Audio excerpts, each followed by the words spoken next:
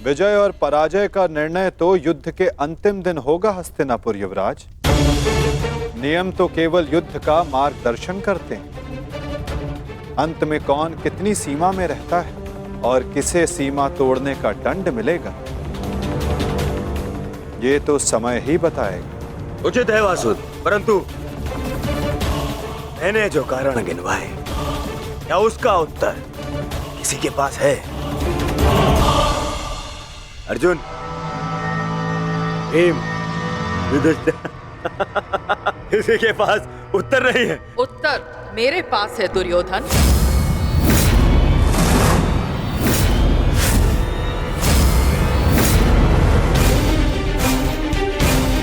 मैं नया जन्म लेके आऊंगी भीष्म, तुमसे प्रतिशोध पूर्ण करने।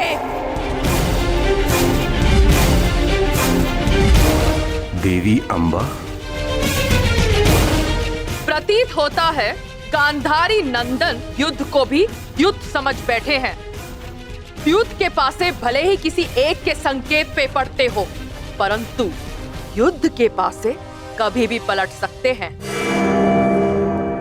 उत्तम विचार द्रुपद नंदिनी, परंतु एक बात समझ में नहीं आई। आप यहाँ क्या कर रही हैं?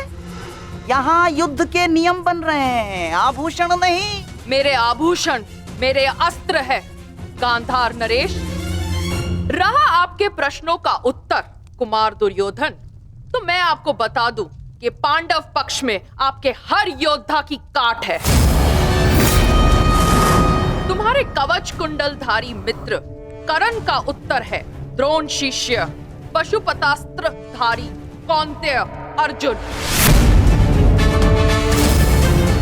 आपकी अगली सुरक्षा पंक्ति आचार्य द्रोण। तो कदाचित आप भूल रहे हो तो मैं आपको स्मरण करा दूं कि मेरे भाई धृष्टद्युम्न का जन्म द्रोण का वध करने के लिए हुआ है। रही बात आपके प्रिय मामाश्री की, नारायणी सेना की, तो मैं आपको बता दूं स्वयं नारायण पांडवों के मार्गदर्शक है। और शेष रहे आपके कुशल अनुभवी सेनापति गंगा पुत्र भीष्म, तो उन्हें मुक्त करने के लिए मैं स्वयं आप सबके सामने खड़ी हूं।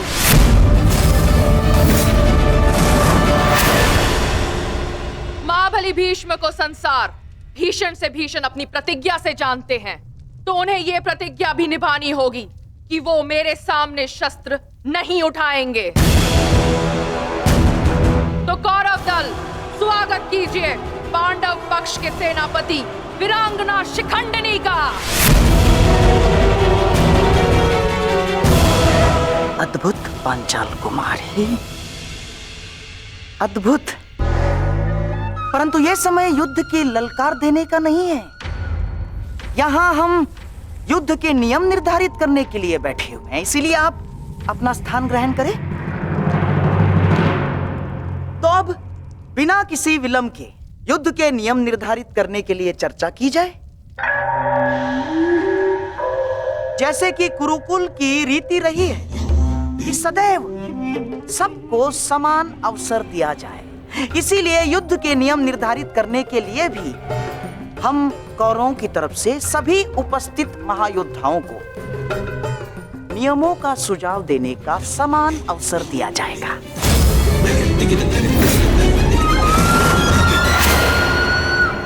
और हाँ, मैं ये जानता हूं कि पांडव पक्ष मामा श्री शकुनी का मुख अधिक समय तक नहीं देख सकते, इसीलिए मैं अपना सुझाव आरंभ में ही दे देता हूं। समस्त आर्यव्रत में युद्ध चाहे जितने भी दिन चले, परंतु आरंभ सूर्योदय से होता है और सूर्यास्त होते ही युद्ध भी थम जाता है। परंतु इस बार नियम में एक छोटा सा परिवर्तन होगा।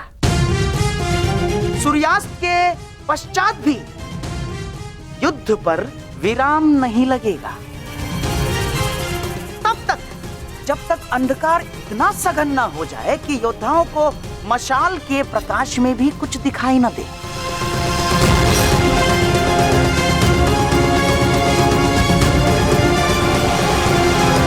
स्वीकार है, परंतु स्मरण रहे मामाश्री, यह नियम सब पर प्रभावी होगा। जब तक अंधकार में मैं देखने में असक्षम ना हो जाऊं, मैं प्रहार करता रहूंगा। और स्मरण तो आपको है ही कि अंधकार में भी अर्जुन अपने लक्ष्य से कभी नहीं चूकता। मेरा भी एक सुझाव है। युद्ध में घायल या लड़ने में असमर्थ या निरस्त्र हुए योद्धा पर विपक्षी प्रहार नहीं करेगा। अति उत्तम मित्र, हमें स्वीकार है। अद्भुत अंगराज, आपका न्याय दर्शन तो सराहनीय है। हमें आपका ये नियम स्वीकार है। समान पद वाले योद्धा समान पद के योद्धाओं से द्वंद्व करेंगे। रथी रथी से द्वंद्व करेंगे, महारथी महारथी से द्वंद्व करेंगे, अश्वरोही से अश्वरोही द्वंद्व करेंगे और गजरोही से गजरोही द्वंद्व करेंगे। एक योद्धा केवल एक योद्धा से युद्ध करेगा। गुट बनाकर कोई भी किसी एक पर आक्रमण नहीं करेगा। किसी के पीठ पीछे कोई प्रहार नहीं करेगा।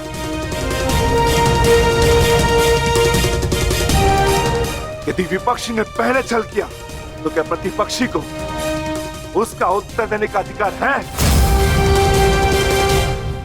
वो योद्धा की सोच पर निर्भर करता है विकोदर।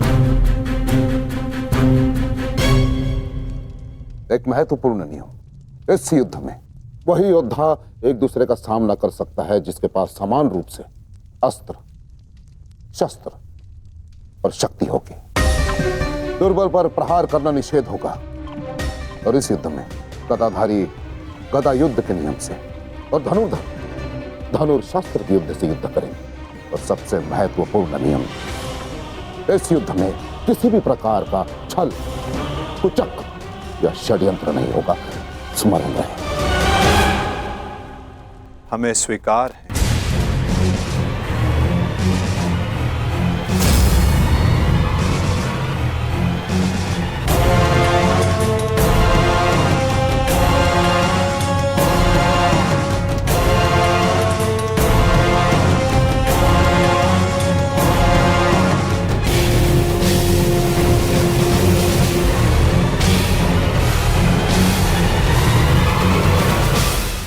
युद्ध के सारे नियम निर्धारित हो चुके हैं, परंतु अभी भी पांडव पक्ष से मुझे एक छोटी सी समस्या है। ऐसी समस्या गंधार राज? धर्मराज ना, अर्थात ये युद्ध समान पद, बल, शक्ति और हम पुरुषों के मध्य हो रहा है, तो आपके दल में एक स्त्री क्या कर रही है?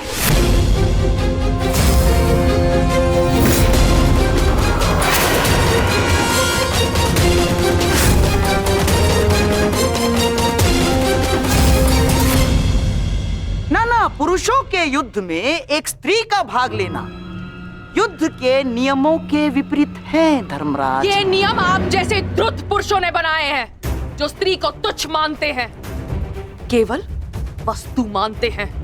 शिव शिव शिव शिव शिव शिव शिव शिव, ये क्या कह रही हैं आप?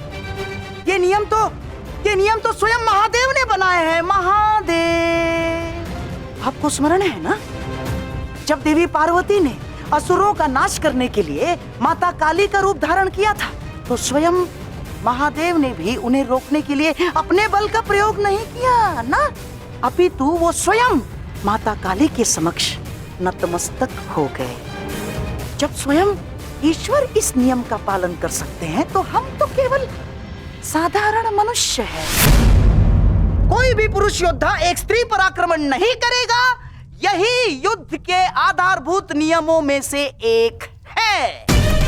और यदि ऐसे में यानी एक स्त्री को पांडव दल का सेनापति पद दिया जाता है, तो कौरव, बेचारे कौरव तो बिना युद्ध लड़े ही हार जाएंगे। क्या ये अधर्म नहीं है? बताइए। अपने सेनापति के प्राण बचाने के लिए और कोई मार्ग नहीं सूझा आप लोगों को? योद्धा सिर्फ योद्धा होता है, स्त्री या पुरुष नहीं। स्मरण है माँ पार्वती, जिन्होंने काली का रूप धारण करके कितने असुरों का वध किया था। हम असुर नहीं है, हम साधारण मनुष्य हैं, मनुष्य, सभ्य मनुष्य। और सभ्य मनुष्य नियमों का पालन करता है। आप सेनापति पद छोड़ दे, यही धर्म है, क्यों धर्मराज?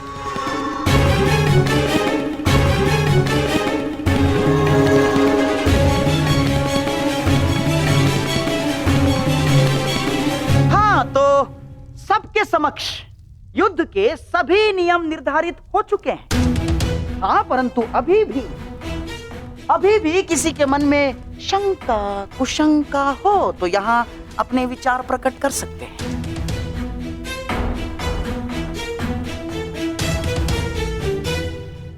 नहीं गांधार राज, इस सभा में बनाए सभी नियम और उपनियम हमें स्वीकार है।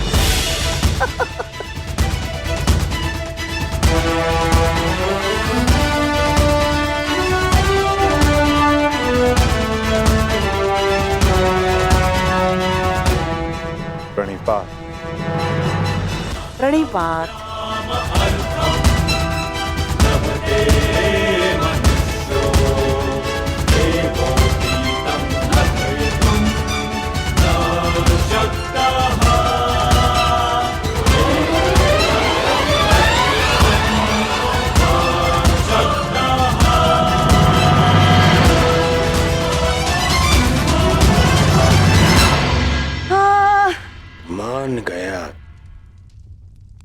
मान गया क्या रणनीति थी मामाश्री। आपकी रणनीति को मैं मान गया मामाश्री। आपकी रणनीति का उत्तर तो आज कृष्ण के पास भी नहीं था। पूरी युद्ध की रचना ही बदल दी आपने साधु। साधु। परंतु सुनो, अब ये साधुवाद देने में समय व्यर्थ ना करो दुर्योधन। हमें केवल ये युद्ध आरंभ ही नहीं करना है, अपितु इस युद्ध को जीतना भी है। और युद्ध में विजय प्राप्त करने के लिए अनुकूल परिस्थितियां बनानी पड़ती हैं।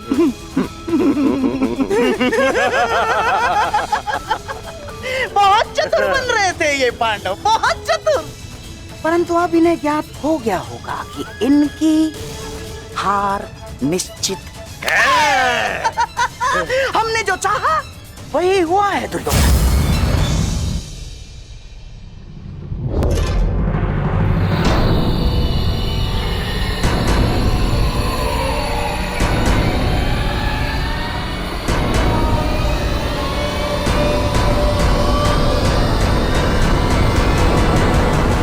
दीना अपनी कायरता, गंगा पुत्र। फिर से मौन रहकर तुमने अपने इच्छा मृत्यु के वरदान को लंबा कर दिया। फिर से अपनी दृष्टि झुकाकर तुम्हें लगता है कि तुमने अंबा के प्रतिशोध को झुका दिया।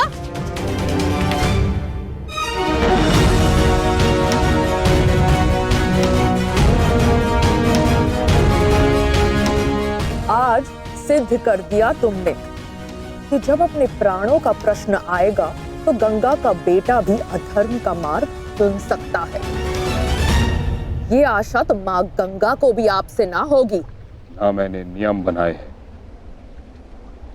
ना मैं कायर हूं, और ना ही अधर्म के मार्ग पर।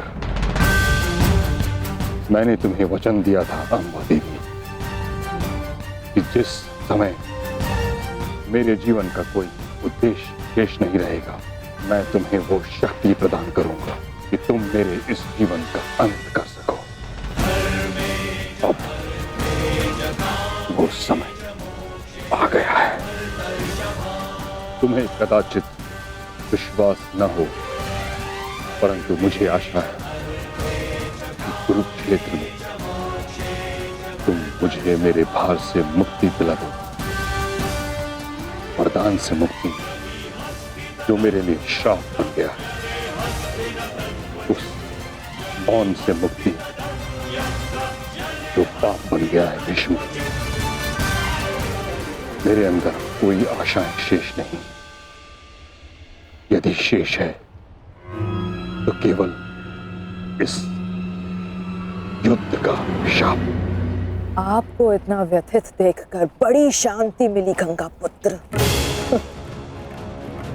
दाचित, आपको अब अनुभव हो गया है कि कैसा प्रतीत होता है जब मनुष्य के जीवन में कोई आशा, कोई उत्साह ना रहे। स्मरण है भीष्म, यही मेरे जीवन के साथ किया आपने। एक वचन के लिए मेरा पूरा जीवन भस्म कर दिया। परंतु एक बात स्मरण रखना, इतनी सरलता से मैं अपने शत्रु को मुक्त नहीं होने दूंगी। मेरी प्रतीक्षा करोगे तुम गंगा पुत्र कि मैं कब तुम्हें मुक्त करूं। हर पल एक जन्म के समान होगा और प्रतीक्षा का आरंभ होता है अब।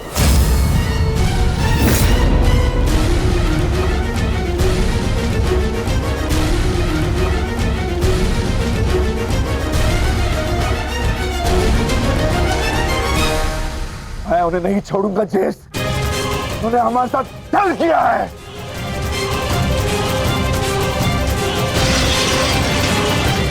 राजा भीम, शांत हो जाइए।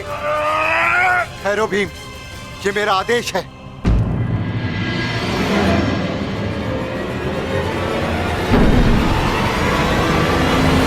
क्रोध केवल तुम्हें नहीं आ रहा है, रक्त हम सबको बल रहा है।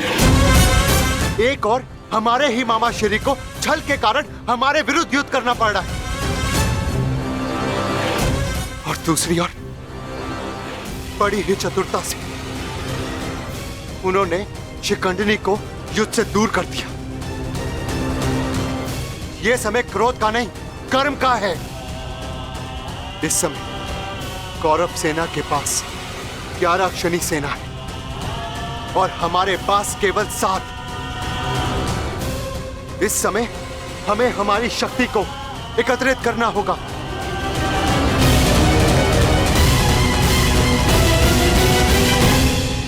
वासुदेव, क्या हम कभी भी कौरवों से न्याय की आशा नहीं रख सकते? गांधार राज और दुर्योधन से तो हम न्याय की आशा नहीं रख सकते, परंतु अंगराज कर्ण से, दानवीर कर्ण से आशा अवश्य की जा सकती है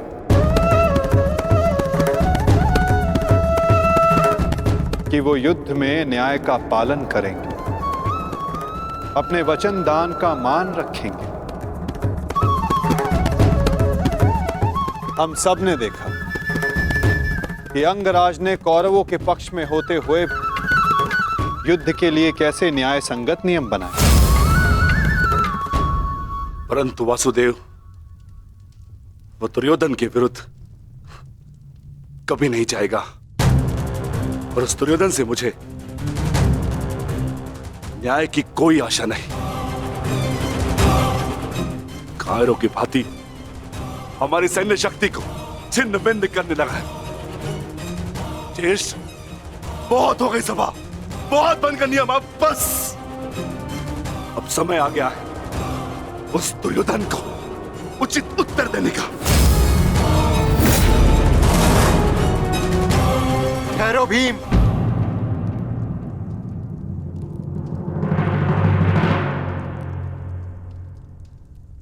युद्ध का समय अभी नहीं हुआ अनुज। ज्येष्ठ, मैं तो केवल आपकी आज्ञा का पालन करने जा रहा हूं। आपने तो कहा था ना कि समय अपनी शक्ति एकत्रित करने का है, तो बस मैं वही करने जा रहा हूं। मैं अपने पूरे परिवार को इस महायुद्ध में सम्मिलित करने जा रहा हूं। मैं अपने पुत्र महाकाय घटोत्कच और उसके साथी राक्षसों वीरों को अपनी सेना में सम्मिलित करने जा रहा हूं।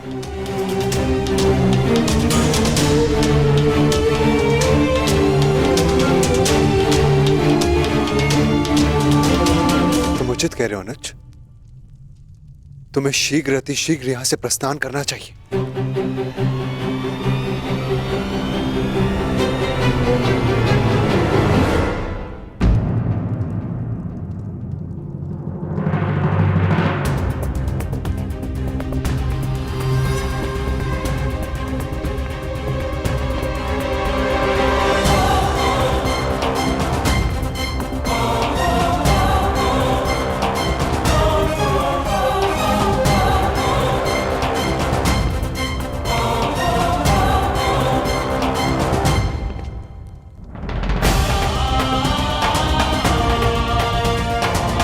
मुझे आज्ञा दीजिए ज्येष्ठ,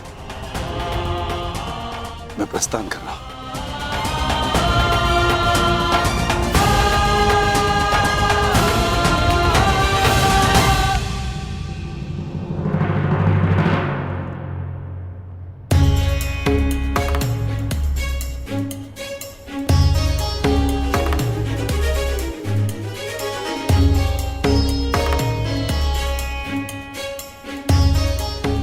प्रणिपात वासुदेव,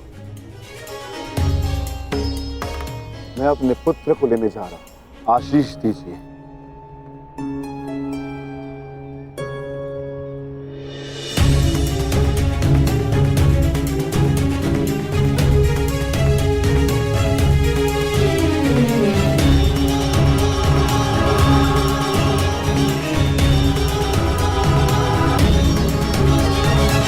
क्या हुआ माता? आप अचानक बाहर क्यों आ गए और आप इतने विचलित क्यों? मैं विचलित नहीं हूं पार्थ, बस तनिक अशांत हूं। अशांत? मैं समझा नहीं माता। युद्ध होता ही ऐसा है पार्थ, जो मन को अशांत कर दे।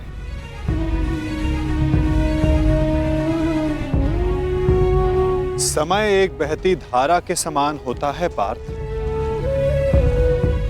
धारा का स्वर हमारे मन को आनंदित करता है, परंतु ये आवश्यक नहीं कि उस धारा का स्वर सदैव हमारे मन को आनंदित ही करे, उसे विचलित ना करे।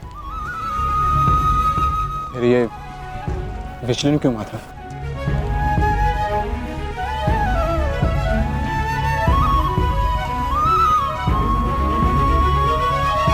अन्न, सागर में जब तरंग उठती है तो वो उत्साह से भरी होती है पार्थ, और जब वही तरंग गिरकर अपना अस्तित्व खो बैठती है तब मन विचलित हो जाता है कि कदाचित वो तरंग और ऊंचा जा सकती थी, कदाचित उसका प्रारब्ध कुछ और हो सकता था। परंतु तरंग का प्रारब्ध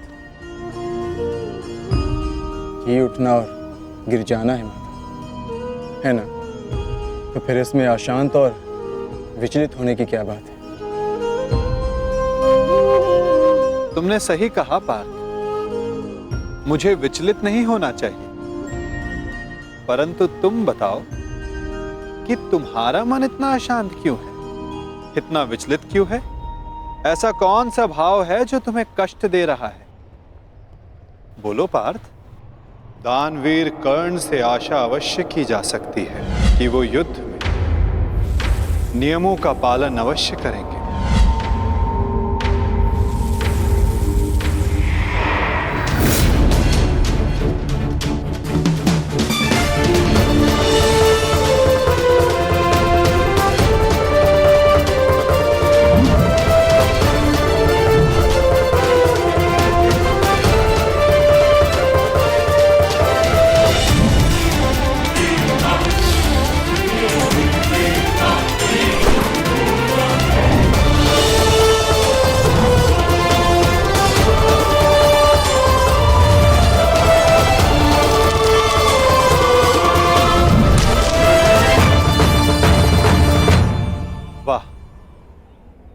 कितना अद्भुत धनुधर है ये।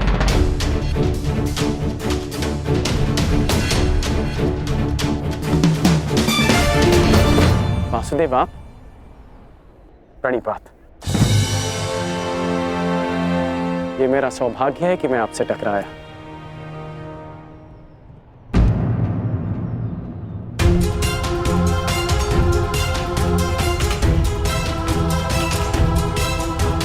सौभाग्य और दुर्भाग्य के लिए धन्यवाद और तानों का पात्र समय होता है अंगराज, मनुष्य नहीं। उचित परिस्थिति में, उचित समय पर उचित मनुष्य से मिल जाना सौभाग्य होता है और अनुचित परिस्थिति में उचित मनुष्य से मिलना दुर्भाग्य होता है कर्ण।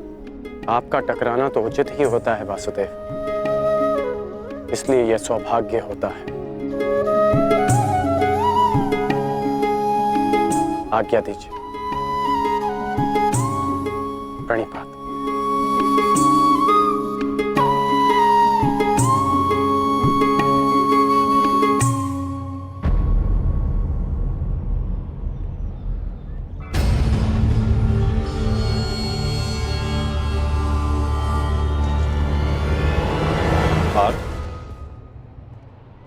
इसके शब्दों की भांति इसके बाण भी कितने अमोघ हैं ना।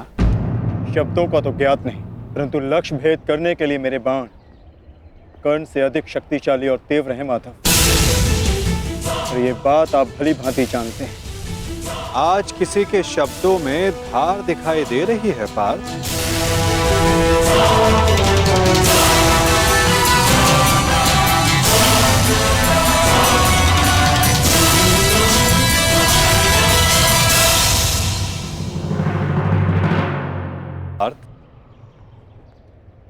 इसके शब्दों की भांति इसके बाण भी कितने अमोघ हैं ना।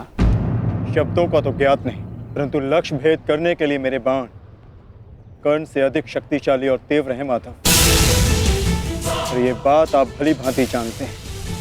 आज किसी के शब्दों में धार दिखाई दे रही है पार्थ।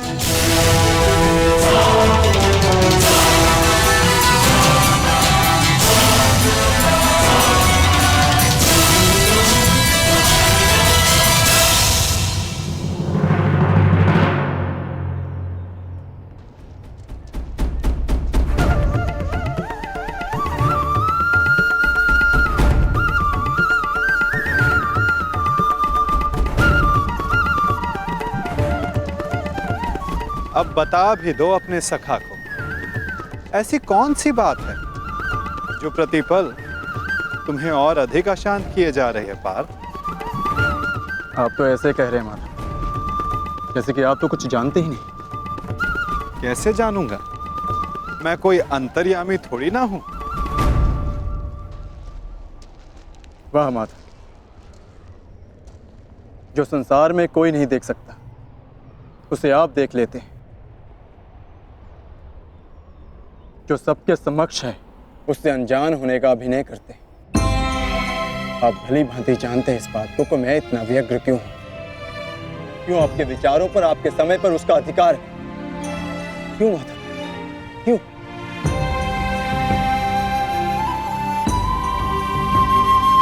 प्रशंसा उसकी की जाती है पार्थ जो प्रशंसा के योग्य होता है। महत्व उसे दिया जाता है जो महान होता है, और समय उसे दिया जाता है जो स्वयं समय को परिवर्तित करने की शक्ति रखता हो। और मैं क्या, कर्ण की कुशलता और लगन को देखकर उस पर कोई भी मोहित हो सकता है। ऐसा कोई नहीं जो कर्ण की कुशलता को अनदेखा कर सके,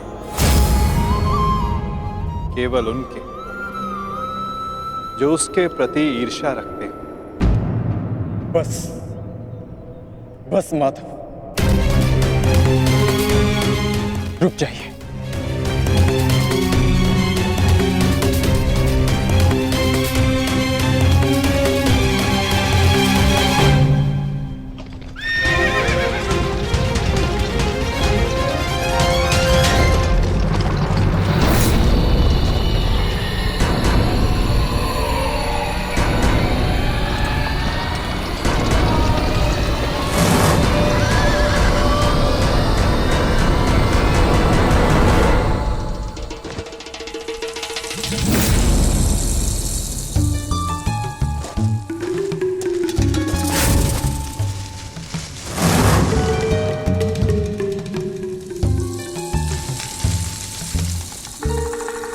कौन है वहां? कौन है जो मेरा पीछा कर रहा है? यदि साहस है तो सामने आ। आपको लगता है कि मुझे कर्ण से ईर्ष्या है, परंतु मुझे कर्ण से ईर्ष्या क्यों होगी माता? मैं भी मानता हूँ कि वो एक महान धनुर्धारी है और इस बात का मैं सम्मान भी करता हूँ, इसलिए उसके साथ अपना अधूरा धन पूर्ण करना चाहता हूँ। परंतु माता, आप कैसे भूल सकते हैं, वो अर्जुन ही था जिसने विराट युद्ध में कर्ण को पराजित किया था। वो अर्जुन ही था जिसने कर्ण के रहते हुए पांचाली के स्वयंवर को विजित किया था।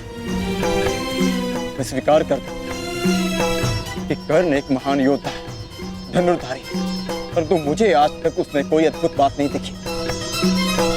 परंतु आज एक विचित्र बात का भान अवश्य हुआ है कि आपके हृदय में अर्जुन से अधिक कर्ण बसता है।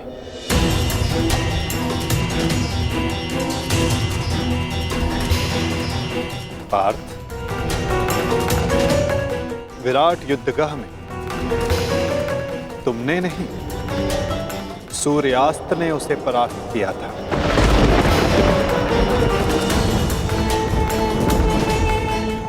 पांचाली के स्वयंवर एक सूत के प्रति क्षत्रियों के दीर्घाह ने जीता।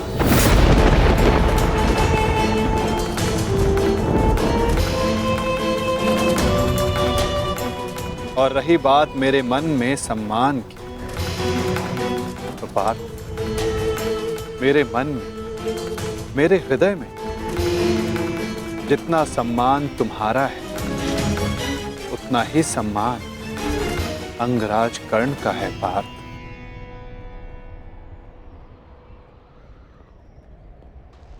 जलधारा की शक्ति का अनुमान उसकी सतह को देखकर नहीं लगाया जा सकता। पार्थ, जलधारा की शक्ति उसके भीतर छिपे उथल तरंगों में होता है। पार्थ, जिसका अनुमान समय आने पर सबको हो जाता है। सत्य सदैव वो नहीं होता पार्थ जो सबको दिखाई देता है। सत्य वो भी होता है जो हमारी दृष्टि देख नहीं सकती।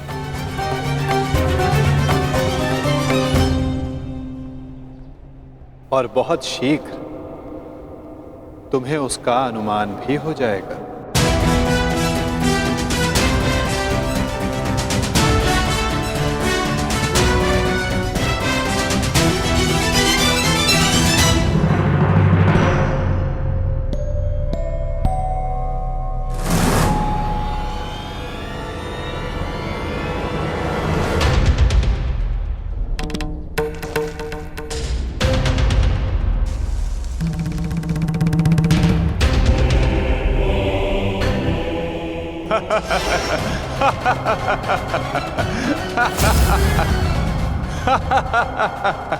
कौन हो तुम?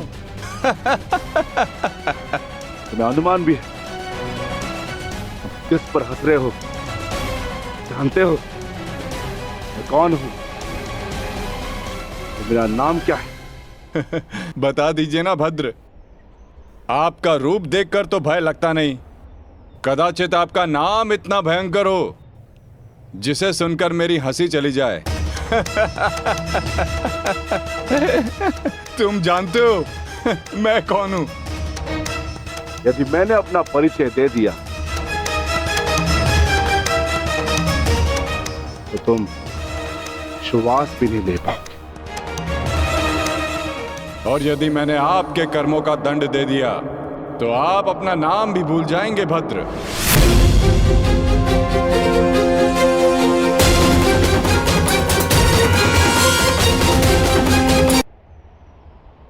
और यदि मैंने आपके कर्मों का दंड दे दिया तो आप अपना नाम भी भूल जाएंगे भद्र। जिस भांति आप पौधों और वनस्पति को अपने पांव तले कुचलते चले जा रहे हैं, स्पष्ट है कि निसर्ग के प्रति आपको कोई सम्मान नहीं है। वन से ऐसा व्यवहार केवल दो ही जंतु कर सकते हैं, एक जो मूर्ख हो और दूसरा कोई वानर हो। इसीलिए सोच रहा हूं कि आप कोई मूर्ख है या फिर कोई वानर। मूर्ख, तुम्हें तुम्हारी मृत्यु क्या खींचना ये?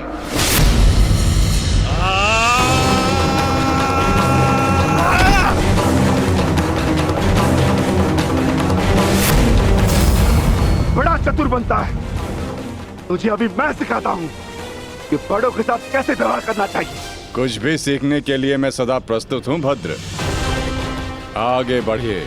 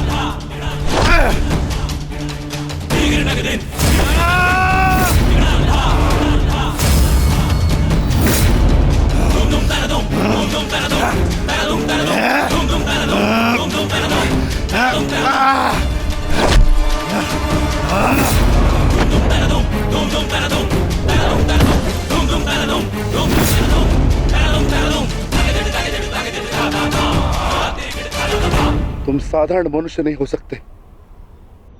कौन हो? कौन हो तुम?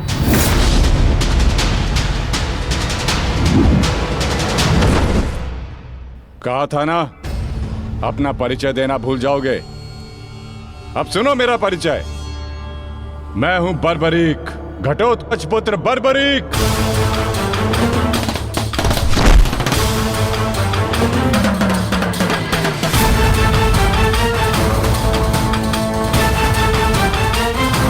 बालक, अपना परिचय देने से पूर्व मेरा नाम तो जान लेते।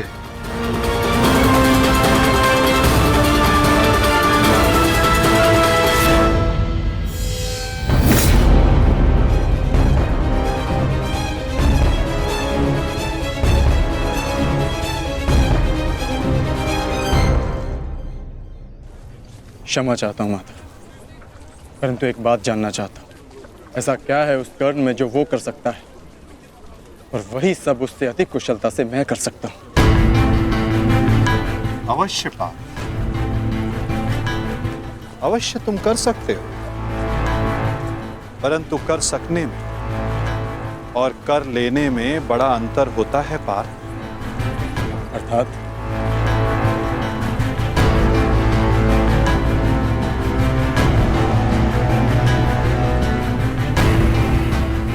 शब्द और अर्थ के फेर में मत पड़ो पार्थ, उससे कोई लाभ नहीं होता।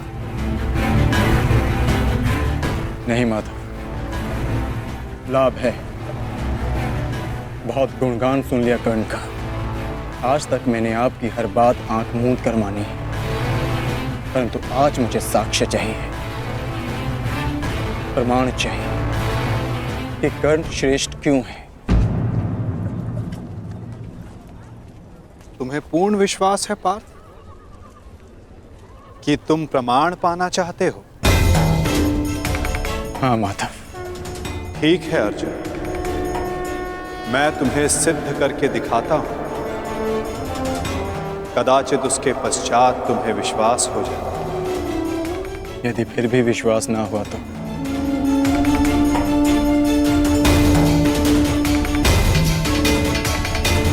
मैं वचन देता हूं पार्थ, कर्ण की प्रशंसा तो दूर, तुम्हारे समक्ष उसका नाम तक नहीं लूंगा।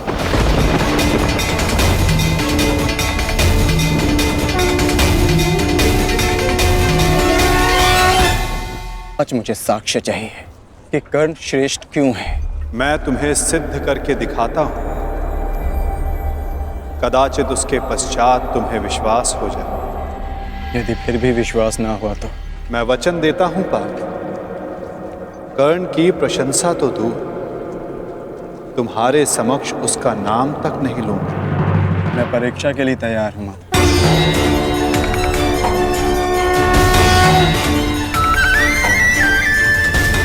उन दो पर्वतों को देख सकते हो पार्थ?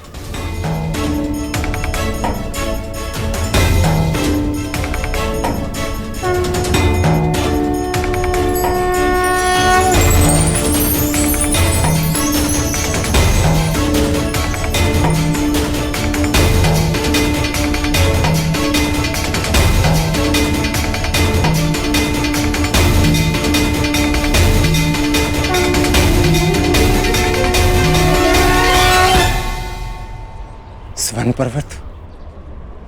हाँ पार्थ, अब ये दोनों पर्वत स्वर्ण में परिवर्तित हो चुके हैं।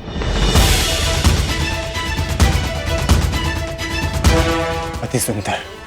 स्वर्ण वो वस्तु होती है पार्थ जिसे हर कोई अर्जित करना चाहता है। और अब मैं ये कहता हूं कि इन दोनों स्वर्ण पर्वतों पर तुम्हारा अधिकार है।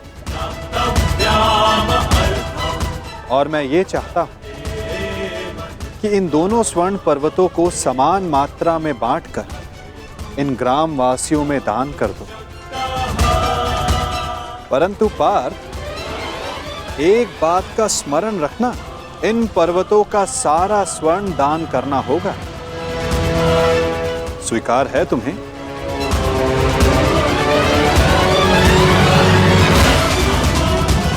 मुझे स्वीकार। आज्ञा दीजिए मां। ग्रामवासियों,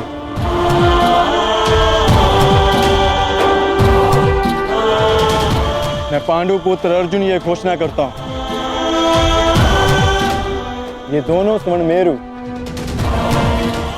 समान मात्रा में विभाजित करके आप सबको दान में दिए जाएंगे।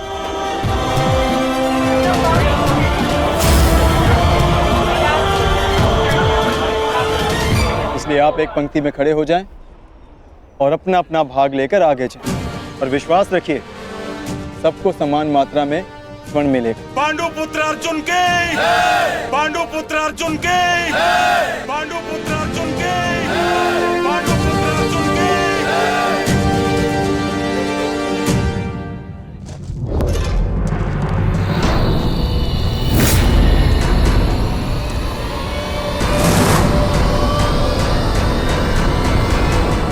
ये क्या है पुत्र?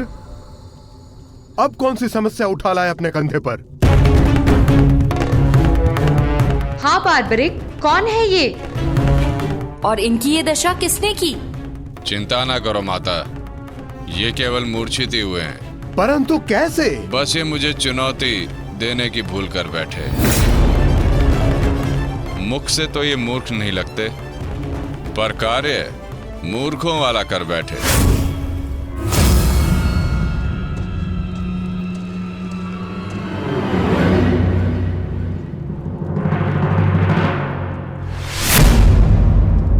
पिताश्री, पिताश्री, पिताश्री, पिताश्री, पिताश्री, मारवी, पानी लेके आओ। क्या हुआ पिताश्री? क्या हुआ? ये क्या अनर्थ कर डाला तुमने? तुम्हें पता भी है ये कौन है? ये पिताश्री है मेरे, तुम्हारे पितामह मध्य पांडव महाबली भीम है ये, जिनका सम्मान करना चाहिए उन पर प्रहार कर उनको अपमानित कर दिया। लज्जा आती है मुझे कि तुम मेरे पुत्र हो। हाँ, जो तुमने किया वो मूर्खता नहीं, पाप है।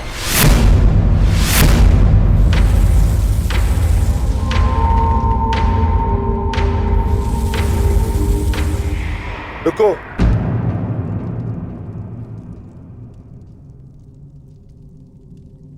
पिताश्री, मैं अपने मूर्ख पुत्र की ओर से क्षमा मांगता हूं। क्या ये मेरा पौत्र है। प्राणिपात पितामह, अपनी उद्दंडता पर मैं लज्जित हूं।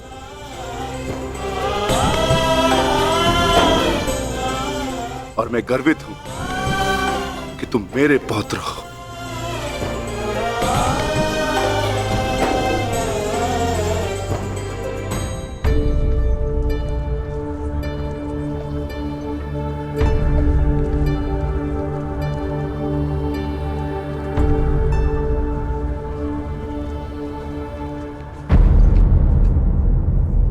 जिस भीम को जरासंध भी परास्त नहीं कर पाया, उसे धूल चटाकर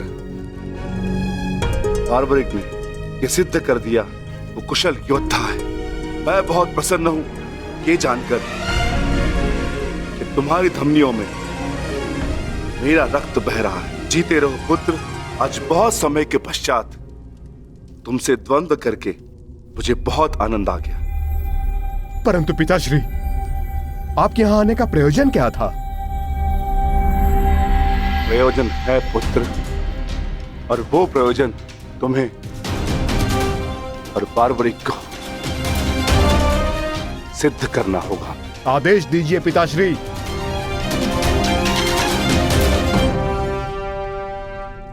कौरवों और हमारे मध्य महायुद्ध आरंभ होने वाला है। तुम मेरे वंश के वीर हो। हमारे पक्ष को शक्तिशाली बनाने के लिए मुझे इस महायुद्ध में मेरे परिवार की आवश्यकता है। मुझे मेरे कुशल और बलवान पुत्र और पौत्र की आवश्यकता है। क्या तुम मेरा साथ दोगे? हम आपके आदेश के अनुपालन के लिए प्रस्तुत हैं पितामह। इस युद्ध में आपके लिए प्राण देना हमारे लिए गर्व की बात होगी। मेरा परिवार मेरे साथ है। इस महायुद्ध में हमारी विजय निश्चित है।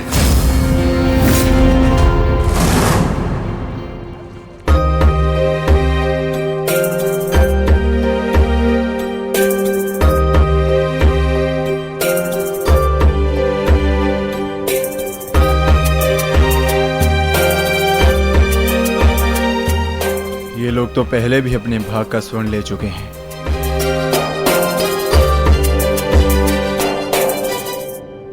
ये लीजिए माते। पुत्र, ये युद्ध संसार के इतिहास का सबसे भीषण युद्ध है। क्या तुम्हें भय नहीं लग रहा? माते, क्या आपको अपने पुत्र पर विश्वास नहीं है? मैं एक योद्धा हूँ और मेरा जन्म एक दैत्य परिवार में हुआ है। युद्ध से भयभीत होना न एक योद्धा का धर्म है और न ही दैत्य का गुण। आपके पुत्र का कौशल युद्ध में निसंदेह महत्वपूर्ण साबित होगा। मैं नहीं जानता कि कौन उचित है और कौन अनुचित, कौन दोषी और कौन पीड़ित। मैं युद्ध लड़ूंगा तो केवल न्याय के लिए।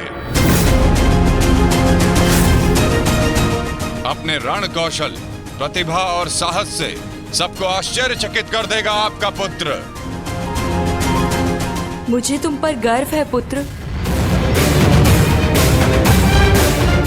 मैंने स्वयं को वचन दिया है माते कि युद्ध में मैं निर्बल पक्ष की ओर से ही लड़ूंगा। चलें पुत्र। अवश्य पिताश्री।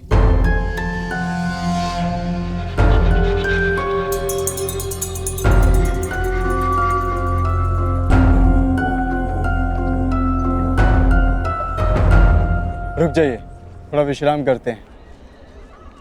कुछ समय पश्चात पुनः प्रारंभ करेंगे।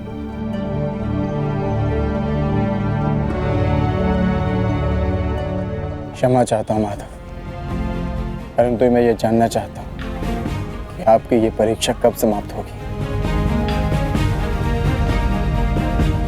अभी तक तो मैं आधा पर्वत भी नहीं बांध पाया और थकान सा अनुभव कर रहा हूं। पार्थ, अभी तो तुम्हारी परीक्षा का आरंभ हुआ है और तुम इतना शीघ्र थक गए। थक तो मैं गया ही हूं माधव, परंतु पराजय स्वीकार नहीं करूंगा। क्षमा चाहता हूं माता, परंतु अभी तक मुझे आपकी इस परीक्षा में आपका उद्देश्य समझ नहीं आया। ठीक है पार्थ, मैं तुम्हें अपना उद्देश्य बताता हूं। इस कहानी का दूसरा कोण तुम्हारे समक्ष लाता हूं। अब तुम्हें स्वर्ण नहीं बांटना है, बस यहां खड़े रहकर जो कुछ भी घटित होगा उसका साक्षी बनना है।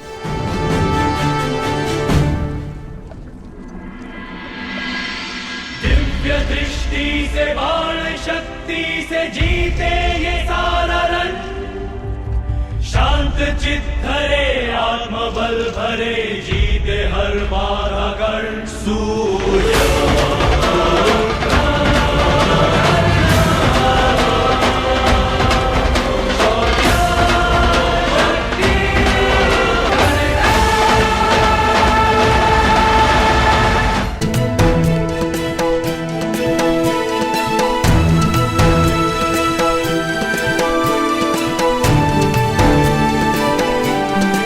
प्रणिपात वासुदेव।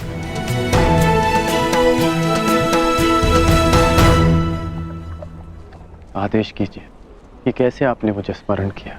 मित्र, एक महत्वपूर्ण कार्य के लिए तुम्हारी सहायता चाहिए मुझे। बड़े समय से इस कार्य को पूर्ण कैसे करूं, उसके विषय में सोच रहा था, तो तुम्हारा स्मरण हुआ है। और मुझे पूर्ण विश्वास है कि तुम्हारे अतिरिक्त इस कार्य को और अधिक उत्कृष्टता से कोई नहीं कर सकता।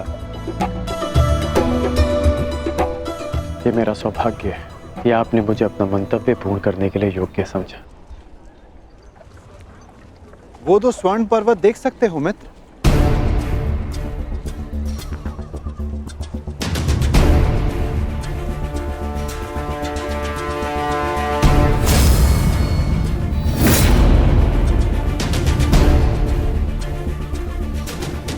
अब इन स्वर्ण पर्वतों पर तुम्हारा अधिकार है, और मैं चाहता हूं कि इन स्वर्ण पर्वतों को तुम समान मात्रा में बांटकर इन ग्राम वासियों में दान कर दो। परंतु एक बात का स्मरण रखना मित्र, इन दोनों स्वर्ण पर्वतों का सारा स्वर्ण दान करना होगा। जो आदेश वासुदेव।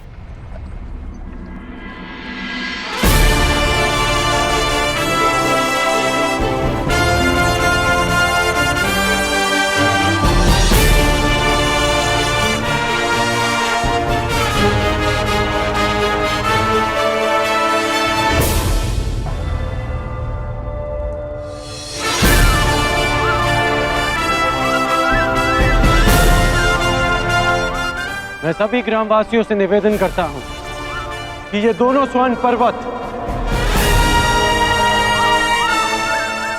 अब आपके अधीन है।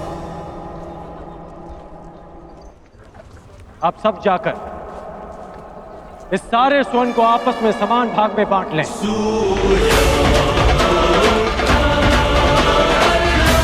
जाइए।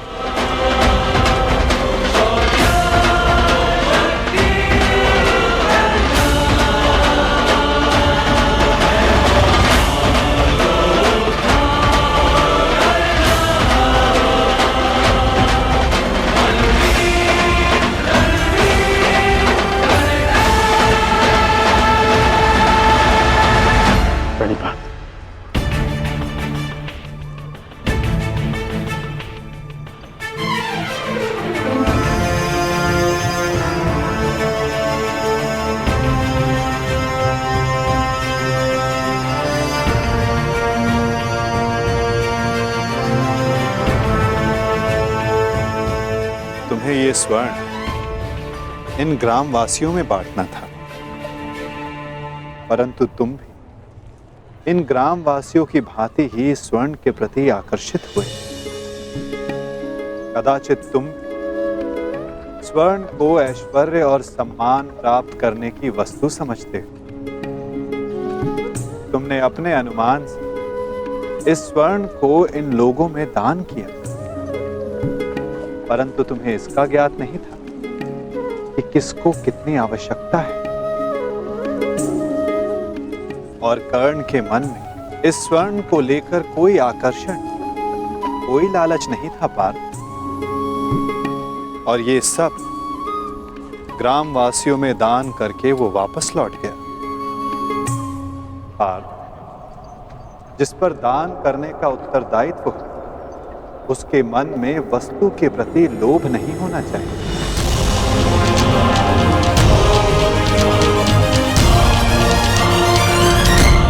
तुम्हारे मन में ये इच्छा थी कि तुम्हारा न्याय पूर्वक ये स्वर्ण दान करने के लिए ये लोग तुम्हारी प्रशंसा करें।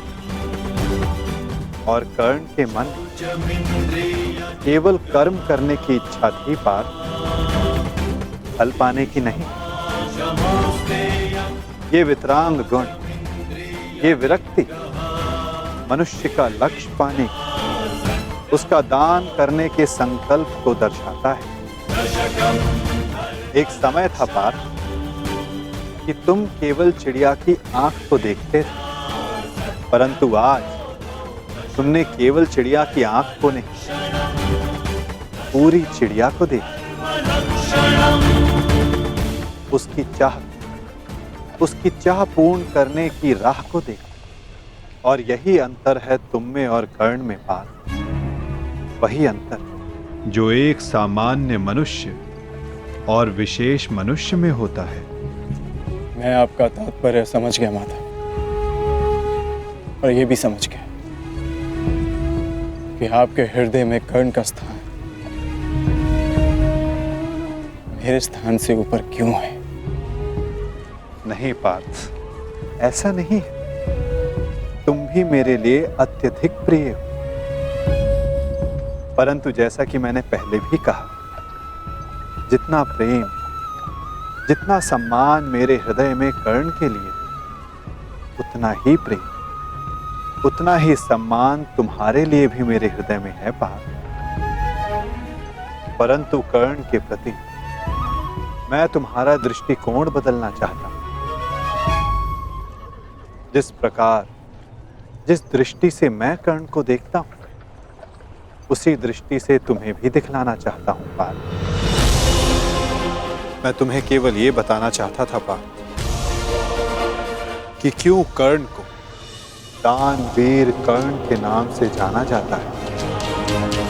मैं समझ गया माता, अब धन्य है।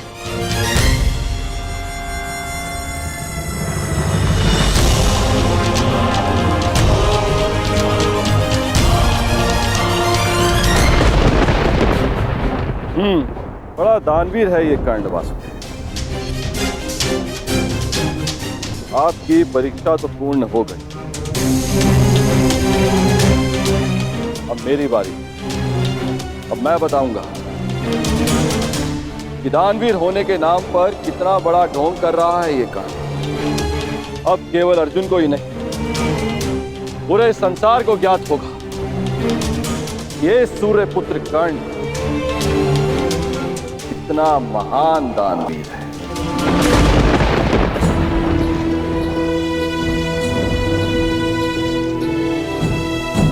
मित्र, तुम्हारी परीक्षा अभी पूर्ण नहीं हुई है। तुम्हारी इस दानवीरता की सबसे विकट परीक्षा अभी शेष है मित्र। और उस परीक्षा में सफल होने के लिए तुम्हें बहुत बड़ा मूल्य चुकाना होगा। तुम्हारी उस परीक्षा के समक्ष मेरी ये परीक्षा मानो बालकों का खेल सिद्ध होगी मित्र। सावधान रहना। आप जानते नहीं कि आज मैं कितना प्रसन्न हूं कि आपको मेरी चिंता, कि मैं आपके मन में बसता हूं। अब मुझे और कुछ नहीं चाहिए। अब यदि मैं अपने प्राणों को भी दान में दे दूं, तब भी सदा मैं धनी रहूंगा।